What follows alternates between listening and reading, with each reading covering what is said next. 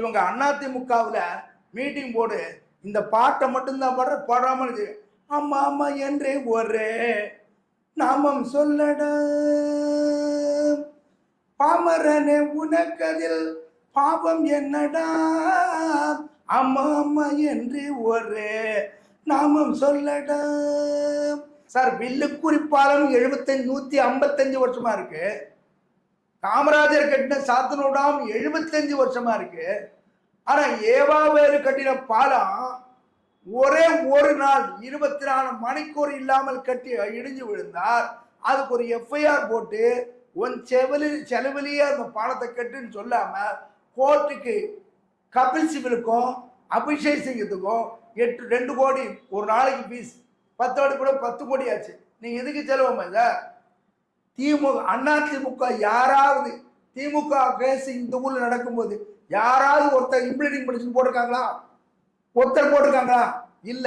ஏன்? திராவிட முன்னேற்றத்துக்கும் அதிமுகவுக்கும் வேறுபாடு இல்லாம கொள்ளையடிக்கிறாங்க, வேறுபாடு இல்லாம பங்கு வச்சுக்காங்க, வேறுபாடு இல்லாம வக்கீல வச்சுக்கிறாங்க, வேறுபாடு இல்லாம கேஸ்ல வெற்றி பெறாங்க, வேறுபாடு இல்லாம வெக்க காலதாமதப்படுத்தி இன்னும் ஒரு 50 வருஷம் கூட ரெக்கவரி வராது. இன்சைட் நேயர்களுக்கு வணக்கம். நம்முடன் சமூக ஆர்வலர் சங்கர் சுப்ரமணியன் வந்துள்ளார். அவர் ஐயா வணக்கம். வணக்கம் சார். இப்போ பார்த்தீங்கன்னா இப்போ இந்த தாவேக ஆட்சியில் வந்து இந்த கவர்மெண்ட் வக்கீல நியமிக்கிறதுக்கு லஞ்சங்கள் வாங்கியிருக்கிறதா பெரிய ரூமர் போயிருக்குது. எப்படி பார்க்குறீங்க சார்? கவர்மெண்ட் வக்கீலுக்கு லஞ்சம் வாங்கிறதா எல்லா இடத்துலையும் பேசிக்கிறாங்க. ஆனால் அது விஜய் அவர்களின் நோட்டீஸுக்கு இது போயிருக்காது. போயிருந்தால் இது மிகப்பெரிய பாதிப்பு கட்சிக்கு வந்துடும். ஏன்னா ஒரு கவர்மெண்ட் வக்கீலுடைய பணி என்னன்னா, இப்போ சாதாரண ஒருத்தர் அரெஸ்ட் பண்ணி கொண்டு போகிறாங்க, பெயில் கேட்பாங்க. அந்த பெயிலை ஜட்ஜு முடிவு எடுக்க முடியாது. பெயில் கொடுத்துருங்க சொல்ல முடியாது. அப்போ அவர் ஏபிபிட்டு தான் கேட்பார், ஐயா இவர் பேரில் வழக்கு இருக்கா, வேற வழக்கு பெண்டிங் இருக்கா, விடலாமா கூடாதான்னு கேட்பாங்க. அப்போ அங்கே இந்த நேர்மை அங்கே ஜட்ஜுக்குள்ள அவருக்கும் இருக்க வேண்டியிருக்கு. அப்போ அவர் பேர் தாம்பரத்தில் 2 வழக்கு தாம்பரம் கோர்ட்டில் நடக்கும். அப்போ அது போலீஸ் மூலியமாக தான் இந்த ஏபிபிக்கு கிடைக்கும். ஏபி பார்க்க மாட்டார். அப்போ அவர் ஆமாம் இவர் பேர் தாம்பரத்தில் 2 கேஸ் இருக்கு, ஒரு 301 நிலுவையில் இருக்கு, ட்ரையல் ஸ்டேஜில் இருக்கு, இது நீங்கள் பெயில் விட்டீங்கன்னா அவர் ஆபிச்சர் ஆஃப் ஆயிடுவார், ஆபிச்சரோட தான் இருக்காருன்னு சொல்றதுக்கு தான் ஏபிபி உடைய பணி. அந்த பணியில் நீங்கள் தொய்வு ஏற்பட்டால், சட்ட ஒழுங்கை காப்பாற்ற போறேன்னு முதலமைச்சர் சொன்னால் அதில் தொய்வு ஏற்படும். அது ஆப்ரேஷன் சக்சஸ், பேஷண்ட் டைடுங்கிற மாதிரி வாயால் சொல்றதா இருக்கும், செயல்படுத்த முடியாது. அதை விஜய் அவர்கள் விடமாட்டார். அது எந்த இடத்துல குற்றம் நடந்திருக்கும் அதை கண்டுபிடிச்சி அந்த குற்றத்தை தவிர்த்து, அப்படி யாராவது வாங்கியிருந்தால் அந்த பணத்தை திருப்பி கொடுத்து அந்த வக்கீல் இல்லாமல் நேர்மையான வக்கீல் அவர் போடுவாரை தவிர அந்த லஞ்சம் கொடுத்து வேலைக்கு வரக்கூடிய வக்கீலை வைக்க மாட்டார். அதனால பலவிதமான சில்லுகள் இருக்கும். எனக்கு ஓரளவு லாபம் தெரியுதுனால தான் இதை உங்கள்கிட்ட சொல்கிறேன். பார்த்தீங்கன்னா இந்த இடி ரைடில் ஏவா வேலு சிங்கப்பூர் மருத்துவமனையில் படுத்திருக்காரு. அது எப்படி இங்கிருந்து ரைடு நடக்கல, அப்படி அவர் வெளிநாடு போறதுக்கு எப்படி விட்டாங்க, எப்படி போனார், அது எப்படி பார்க்குறீங்க சார்? அன்றைக்கே உங்களோட சொல்ல திராவிட முன்னேற்ற கழகத்தினுடைய கட்டமைப்பும் குற்றங்களை செய்த பழக்கங்களும் அதில் தப்பிக்கக்கூடிய எக்ஸ்பீரியன்ஸும் அவங்களுக்கும் உண்டு, அதிமுகவும் உண்டு. அதிமுக ஒரு பக்கம் உண்டு, இவங்க ஒரு பக்கம் உண்டு. இப்போ திருமாவளவனை இன்னைக்கு திராவிட முன்னேற்ற கழகம் என்ன நினைக்கிறாங்க, நம்ம எதனால் தோற்று போட்டோம், ஏன் நம்ம ஆட்சிக்கு வரல, ஏன் நம்ம ஸ்டாலின் இருந்தார் அந்த இடத்துக்கு பிறகு குளத்தூர்லேயே நம்ம ஏன் தோத்தோன்னு கேட்குறாங்க. இவர் 8 கோடி ரூபாய் செலவு பண்ணி ஒரு பாலம் கட்டினார் இல்லையா, அந்த பாலம் இடிஞ்சு போச்சு. இந்த பாலம் இடிஞ்சு போனோம்னா மக்கள் தமிழ்நாடு பூரா தெரிஞ்சு போச்சு, உலகம் பூரா தெரிஞ்சு போச்சு. அடுத்தாப்புல என்ன பண்ணோம், 30% கமிஷன் வாங்குறதும் விளம்பரப்படுத்திட்டாங்க. அடுத்தாப்புல என்ன செய்யணும், அந்த இன்ஜினியரை கூப்பிட்டு 8 கோடிங்கிறது நீங்கள் டீ குடிக்கிற மாதிரி ஞாபகம் இருக்கும், ஐயா நீயும் இதில் குற்றவாளி அவனும் குற்றவாளி, வெளிக்கு ஒளி தெரிய வேண்டாம், ஒரு எஃப்ஐஆரை போட்டு அந்த பாலத்தை மீண்டும் அவரை கட்டி இருந்தான்னா இந்த பிரச்சனைகள்லாம் இவ்வளவு பெருசாக்காது. இன்னும் சொல்லப்போனால் அதே திருவண்ணாமலை தான் நம்ம காமராஜர் சாத்தனூர் டேம் கட்டியிருக்காரு. அது கட்டி எத்தனை வருஷம் இருக்கும்? 75 வருஷம் ஆச்சு. அதாவது ஒரு 6 போக இடத்துல பாலம் கட்டினீங்கன்னா வெயில் காலத்தில் தண்ணியே வராது, அந்த பாலத்தோட கீழே தான் இருக்கும். மழை காலத்தில் மட்டும்தான் பாலத்தை ஒட்டி வரும். ஆனால் அந்த சாத்தூர் டேம்ல 24 ஹவர்ஸ் தண்ணி நிற்கும் ஐயா. ஐயா 75 வருஷம் ஆச்சு. அது யாருன்னு சொல்லுங்க, வில்லுக்குறி நாகர்கோவில் பக்கத்தில். அது வந்து ஆறு, மேலே ஆறு, கீழே ரோடு. இங்கே சிங்கப்பூரோ லண்டனோ எந்த நாட்டுக்கு போனாலும் அந்த மாதிரி ஒரு இடத்த பார்க்க முடியாது. எல்லா இடத்துலையும் மேலே பாலம் கீழே ஆறு போகும். இங்கே மேலே ஆறு கீழே போயிருக்கு. அங்கே எங்கேயாவது இடிஞ்சுதான் அவருடைய இதை விட பெரிய கூத்து. இவர் சிக்கினது பல 1000 கோடி பண்ணினா கூட அதில் அவர் ஆதாரம் சரியா கிடைக்கல. அவர் மாட்டினது கரூர்ல போடாத ஒரு ரோடுக்கு இவர் பணம் பில் பேமெண்ட் பண்ணியிருக்காங்க. இந்த அறப்புரை கம்ப்ளைண்ட் பண்ணி சரி, அது வழியில கசிஞ்ச உடனே சரி இது நம்ம கசிஞ்சது சொல்லிட்டு அதுக்கப்புறம் அறகுறையா போலீஸுடைய போலீஸ் போறதே எந்த ஆட்சியிலுமே குற்றவாளியாக இருக்கக்கூடிய அரசியல்வாதியை காப்பாற்ற போய் போய் போய் போய் தான் இவங்களும் குற்றம் செய்ய ஆரம்பிச்சாங்க. அந்த போலீஸ் கூட கரூர்ல அவங்க அந்த ரோடு போட்டாங்க. உங்களுக்கு தெரிஞ்சிருக்கும், எல்லா சேனல்லையும் பேசினாங்க. ஐயா இந்த மாதிரி நடக்கும்போது அந்த பாலத்தை திருப்பி அவங்க கட்டியிருந்தாங்க அன்னைக்கு அந்த குளத்துக்குள்ளே ஜெயிச்சிருப்பாங்க. அது இல்லாம யாரு பேர்ல சார் ஊழல் வழக்குல ஏடிஎம்கேல எல்லார் பேர்லையும் இருக்கு, டிஎம்கேல எல்லார் பேர்லையும் இருக்கு. இவங்க வேலை என்ன, எந்த ஆட்சி வருதோ அந்த ஆட்சிக்கு தாவ வேண்டியது. இந்த இந்த ஊழல் பண்ண பணத்துல பார்ட்டி பண்ணாங்க, ஒரு 5000 கோடி பண்ணாங்க, 2000 கோடி கொடுத்துட வேண்டியது. மோடி மத்திய அரசுல இருந்தாலும் சிபிஐ கேஸ் மட்டும் தான் அவர் போட முடியும். தமிழ்நாட்டுக்கு சிபிஐ இந்த ஆர்டினரி கேஸ் இந்த கேஸ் போட தமிழ்நாடு அரசு போடுறது பழக்கம் இவங்க தான் போனோம். ஐயா 5000 கோடி பண்ணிருக்கேன்னா உனக்கு 2000 கோடி கொடுத்துட்றேன், அந்த கேஸை பின்வாங்க.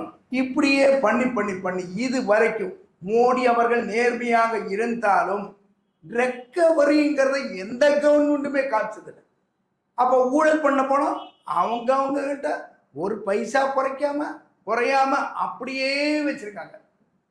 அந்த 40% மட்டும் கொடுத்துறாங்க. எதுக்கு, என்ன எம்எல்ஏ கேஸ் போடாத, நான் உனக்கு 50,000 கொடுத்துட்றேன், எம்எல்ஏ கேஸ் போடாத. நாம சார் எந்த பதவியும் இல்லாத சுப்பிரமணியசாமி ரெக்கவரி காமிச்சிருக்காரு சார்.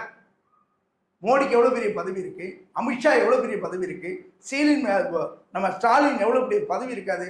இப்போ நம்ம தாவேகா கட்சி விஜயுடைய எண்ணமே அந்த ஏடிகே விரும்பல, அந்த மக்களை இழுப்புறதுக்கு. இப்போ நிமோனி பேசுறாரு, ஒரு மீட்டிங் 25,000 ரூபா, 10 பேர் கைது வராங்களா இல்லையா? லியோனி நிமோனி அவன் இப்போ ஒரு மீட்டிங் 20 ரூபா வாங்கிட்டு ஒரு கூட்டம் சேர்ந்தா இல்லையா?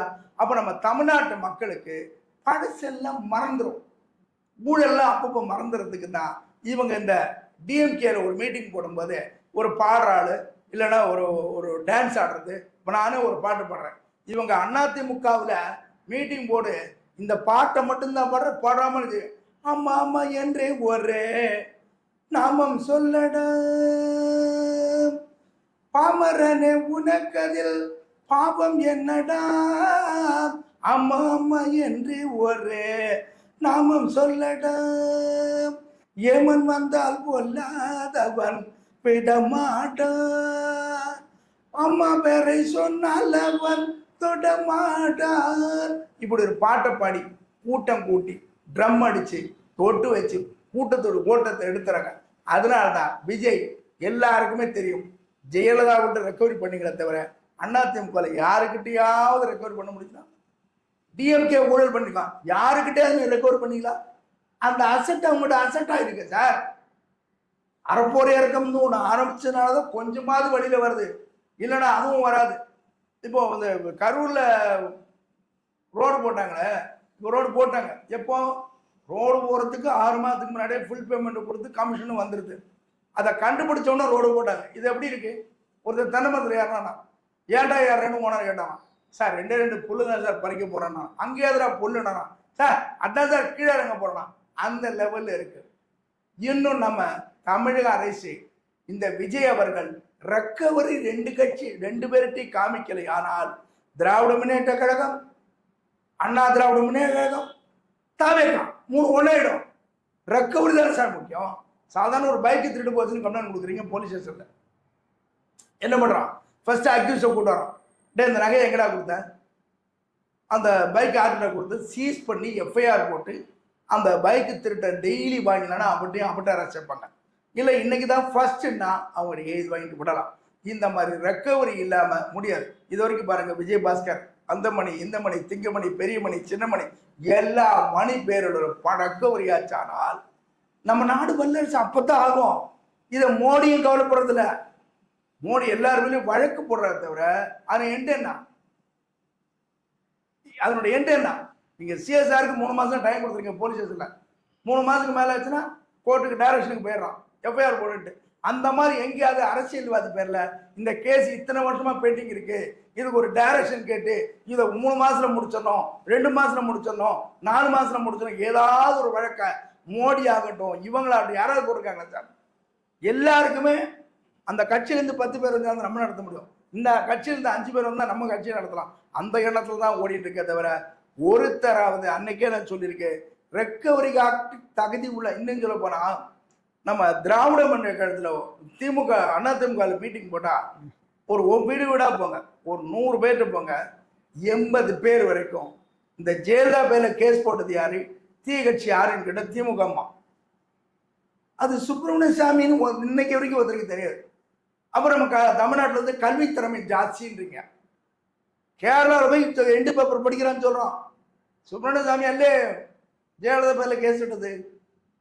திராவிட மன்ற அண்ணா திமுக இல்லையோ, அன்பழகன் குரல் இம்ப்ளீடிங் மெடிசன் மட்டும்தான் போட்டார். சரி, இப்போ நம்ம விஜய் அவர்கள் விஜய் குட்கா பாஸ்கர் பேர்ல ஒரு கேஸ் போடுறான் மத்திய அரசு.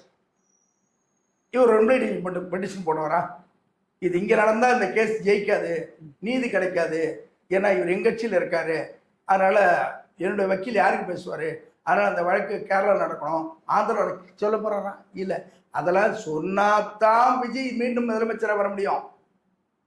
நீங்க யாருடைய வழக்குமே இது வரைக்கும் அரெஸ்ட் ஆனது ஜெயலலிதா பேர்ல. ஜெயலலிதாவோட என்ன இன்னொன்று கூட சொல்றேன், அண்ணா திமுக திமுக உங்களுக்கு ஒண்ணுதான், வேறு வேறு கட்சிங்கிறது ஒரே ஒரு உதாரணத்துல. ஜெயலலிதா பேர்ல கேஸ் போட்ட உடனே இம்ப்ளீடிங் பெட்டிஷன் போட்டு கர்நாடகா போயிட்டீங்க. பாக்கி திமுக அண்ணா திமுக பேர்ல கேட்ட உடனே யாராவது ஒருத்தர் அதர் ஸ்டேட்டுக்கு போயிருக்காங்களா? உங்களை கேட்குற ஏன் போல பார்ட்டி பண்ணி வாங்க முடியாது.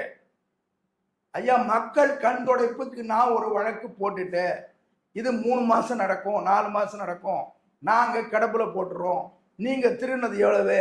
ஐயா 500 கோடி, எனக்கு ஒரு 150 கோடி இப்ப தேர்தலுக்கு கொடுங்க, நான் இந்த கேஸை முடிச்சிடறேன். அப்படி இருக்கிறதுனால தானே சார் அதனால தானே சார் நீங்க விஜய்க்கு வந்தாங்க. இதை விஜய் புரிஞ்சுக்கணும்.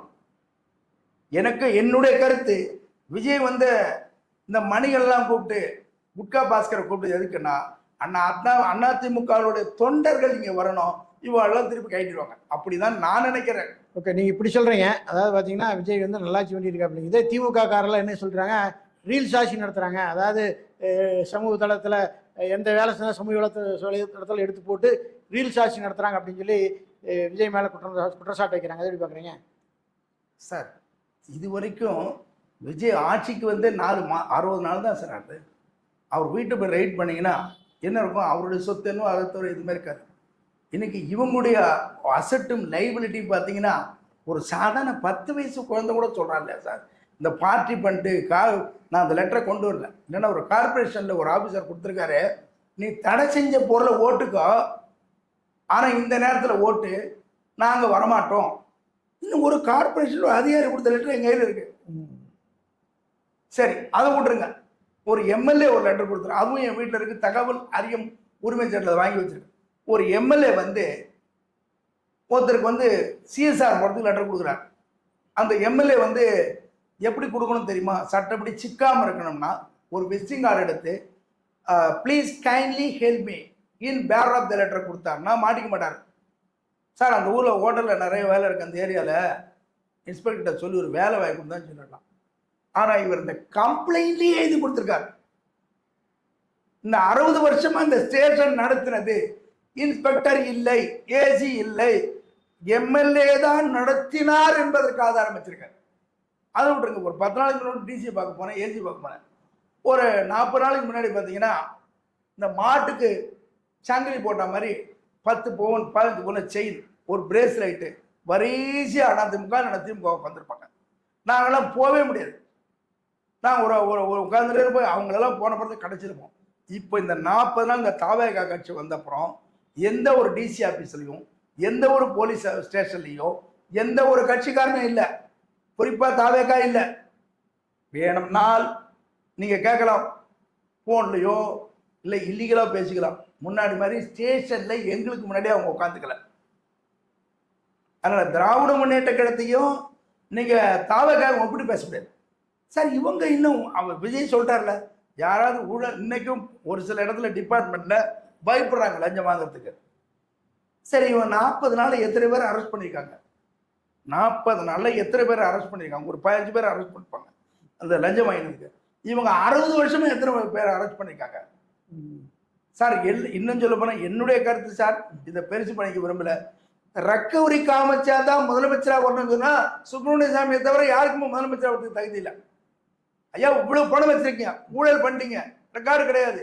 எல்லா சுவிட்ச் பேங்க்ங்கிறீங்க, அந்த பேங்க்ங்கிறீங்க, லண்டன்ங்கிறீங்க, அமெரிக்காங்கிறீங்க, எல்லா இடத்துலையும் இருக்கு, பணம் இருக்கு, ரெக்கவரி இருக்கு. அப்ப நம்ம நாட்டுல ரெக்கவரியோட வரேன்னு நம்ம ஒரு தேர்தலில் கொடுக்கணும். இன்னைக்கு விஜய் வந்து 2000 2000 அதெல்லாம் மக்கள் விரும்பல, அதெல்லாம் யாரும் விரும்பவே இல்லை சார். ஒரு தெருவில் சும்மா போயிட்டே இருக்குங்க, ஒரு 10 பேர் கூட நிற்கிறாங்க, எட்டி பார்ப்பீங்களா மாட்டீங்களா? என்னன்னே உங்களுக்கு தெரியாது. அதே மாதிரிதான் எல்லாரும் என்பது 2000க்கு அல்ல, மோதிரத்துக்கு அல்ல, ரெக்கவரி காட்டினாத்தான் தகுதி உள்ள முதலமைச்சர் அர்த்தம். இப்போ பார்த்தீங்கன்னா இப்போ திமுக அண்ணா திமுக இருக்கிற அத்தனை பேரும் வந்து போகிற போக்கில் தாவாக்கள் இணைஞ்சிருவாங்க போல தேடி பார்க்குறேன். என்னுடைய கருத்து, நான் ஒரு பெரிய அறிவாளி கிடையாது, பெரிய படித்தவங்க கிடையாது, பெரிய வக்கீல் கிடையாது. என்னுடைய கருத்து, விஜயபாஸ்கர் வந்தால் கூட ஒரு 20,000 பேர் வருவாங்க. அந்த 20,000 வச்சுக்கணும். விஜயபாஸ்கருக்கு எந்த போஸ்டும் கொடுக்க மாட்டார், கொடுத்தா அசிங்கம் கொடுக்க மாட்டார். அவர் மேலே ஏற்கனவே கேஸ் இருக்கு, கேஸ் அந்த கேஸ் சிபிஐ கேஸ், அது போட்டால் அவர் சைலண்டாக இருப்பார், அவரே போட்டார் சைலண்டாக இருப்பார். ஆனால் ஒரு கருத்து மக்களிடையே இருக்கு, இவர் எதுக்காக விஜயபாஸ்கர் கூட்டம் இருக்கு. ஆனால் 20,000 பேர் இவர் கூப்பிட்டு வர முடியாது. அதிமுக உள்ளவங்களை போய் என் கட்சியில் சேர்ந்து ஒரு விட போக முடியாது.